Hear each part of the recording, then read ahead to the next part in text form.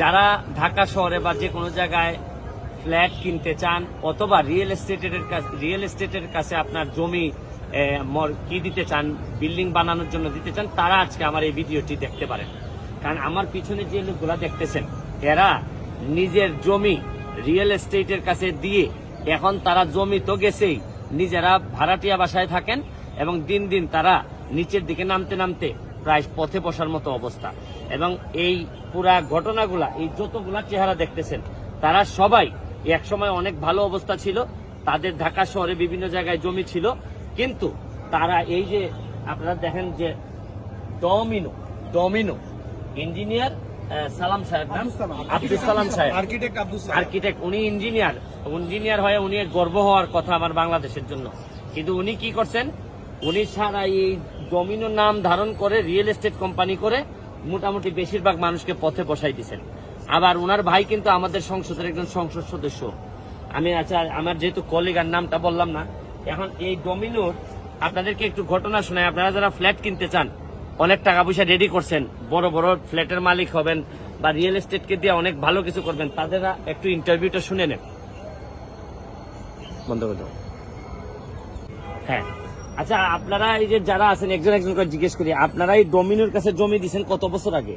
আমার প্রায় 14-15 বছর হয়ে গেছে। কোনো কিছুই করে না? কোনো কিছুই করে নাই। আমাদের সাইনিং মানিটাও আমরা পাচ্ছি না ঠিক মতন, আমরা ভাড়া থাকতে হচ্ছে। যেখানে আমাদের ঢাকা শহরের মতন জায়গা, আমাদের নিজের জায়গা ছিল, এখন ভাড়াইতে উপাধি আমাদের হয়ে গেছে। এখন কতজন এইরকম ওর কাছ থেকে এই ডমিনো থেকে বিক্রি হয়েছে? আমার জানা মতে 53টার উপরে 50+ মানে এইরকম ল্যান্ড ওনাররা পথে বসাই দিচ্ছে।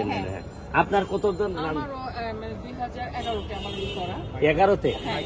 এখন কি এই জায়গা কি এইভাবে পড়ে আছে? এইভাবে না, আমাদের তো 5টা বিল্ডিং, 5টা টাওয়ার, তো এখন 9টা ছাদ ঢালাই বাকি।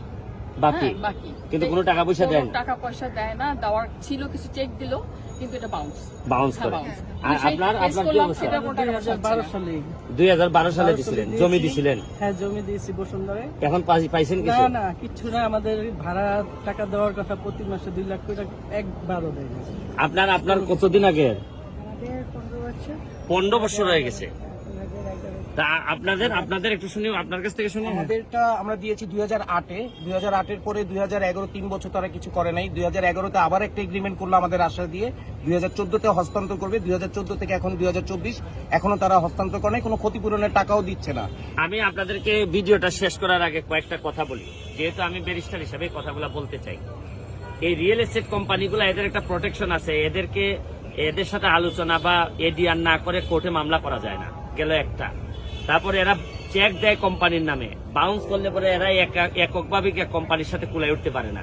তারপর হচ্ছে কি এরা মাসলম্যান থাকে, এদের একটা মানুষ তার মাসল, এই আপার তার মাসলম্যান থাকে না, যার কারণে এই রিয়েল এস্টেট কোম্পানিগুলা যেগুলা বাজে, এরা বেশিরভাগই আমাদের এলাকার এই বেশিরভাগ মানুষের যে শেষ জীবনের ইনকামটা দিয়ে একটা ফ্ল্যাট কিনে মানুষ বা একটা প্লট কিনে, অথবা যারা মালিক আছে, যারা নিজের টাকা দিয়ে বানাইতে পারে না, তারা এই জমিগুলা রিয়েল এস্টেটের কাছে দেয়।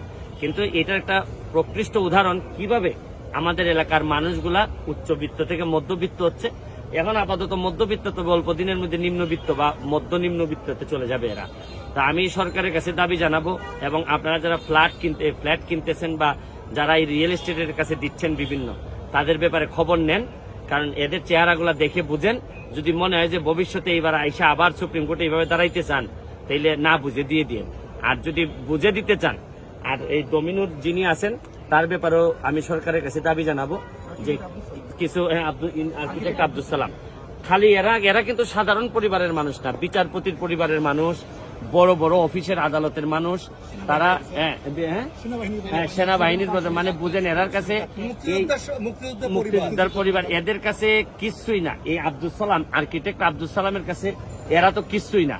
এখন বুঝেন, এরাই যদি কিচ্ছু না হয়, অবসরপ্রাপ্ত বিচারপতির সন্তানরাই যদি সেফ না হয়, তাহলে আপনি অন্যদের অবস্থা কি হবে বুঝতে পারেন। এবার এই হচ্ছে গিয়ে আমার বাংলাদেশ। এখান থেকে কবে যে মুক্তি পাবো, এই ইঞ্জিনিয়ার এই আব্দুল সালামদের কাছ থেকে যে কবে মুক্তি পাবো, একমাত্র আল্লাহই জানেন। ভালো থাকবেন, সুস্থ থাকবেন।